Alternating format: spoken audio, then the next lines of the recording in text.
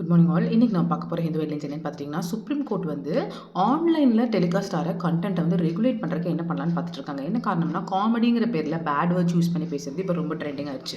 ஏன்னா எனக்கு வந்து இது வந்து என்னோட right of freedom of speech, நான் என்ன வேணால் பேசுவேன்னு சொல்லலாம்.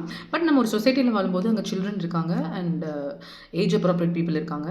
ஸோ அவங்க சில வார்த்தைகளை கேட்கக்கூடாது, சில விஷயங்கள் அவங்களுக்கு தெரிஞ்சக்கூடாது. ஏன்னா அவங்க மைண்ட் வந்து ரொம்ப ஃப்ரெஜைலாக இருக்கும். அவங்கள பாதுகாக்க வேண்டியது நம்ம ஒவ்வொருத்தவங்களோட கடமை. அதை விட்டுட்டு இர்ரெஸ்பான்சிபிளாக காமெடி பண்ணுறாங்கிற பேரில் double meaning dialogue, bad words use பண்ணுறது தப்புன்ற மாதிரி கண்டிச்சிருக்காங்க. இது யாருக்குன்னு பார்த்தீங்கன்னா, இந்தியா காட் டேலண்ட் அப்படிங்கிற ஒரு ஷோவில் வந்து மிஸ்டர் ரன்வீர் அலபாடியா அப்படிங்கிறவர் வந்து இந்த மாதிரி பேசியிருக்காரு பேட் வேர்ட்ஸ் யூஸ் பண்ணி. ஸோ அதை கண்டித்து அவங்க யூடியூபர்ஸ் ஸ்டாப் பண்ணியிருக்காங்க.